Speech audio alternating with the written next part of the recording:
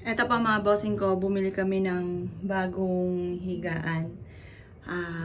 Ayan po, naayos na po namin. Hindi na po dito magulo. Dito kami nahihiga ng aking anak. Kaming tatlo nila Joelyn, si Justin, kaming tatlo. Ayan, kaya medyo malaki na po yung binili po namin.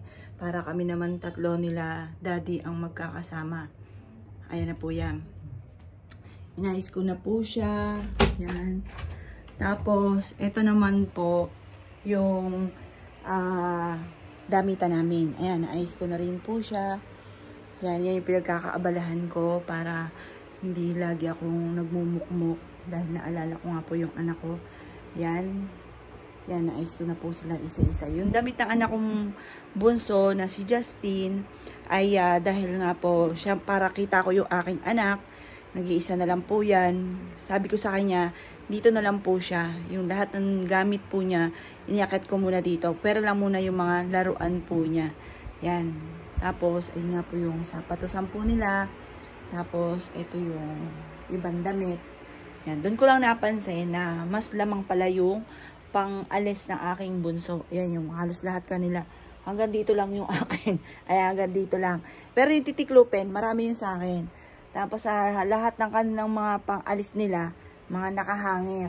Kaya kakaunti na lang yung kanilang mga ditiklop dahil halos gusto nila lahat nakahangir. Yan, sunod na mamamlansya naman ako ng mga uniform po at saka yung mga damit na sobrang gusutin. Kaya hindi masuot dahil sobrang gusot. Tapos dito po ang aking, dito ako magbibideo. Dito po ako lagi magbibideo. Nilipat ko na rin. Para doon sa side ko naman, yung anak kong bunso, ang pupwesto po doon. Tapos dito yung aming desktop. Yan, dito ko lahat dadalhin. Dito ko lagi sa pwesto ito. Tapos nilagyan ko siya ng carpet kasi lamigin po ako yung paa ko. Kaya gusto ko lagi may carpet. Tapos binabacuum ko na lang po siya. Yan, dito na rin ako mamamlansya. Yung pwesto doon, parang kay Joey lang talaga yon. Kagaya ng aking nga pong pinangako na kanya po yun. Kumbaga, eto po, matagal ko na itong pinapangarap.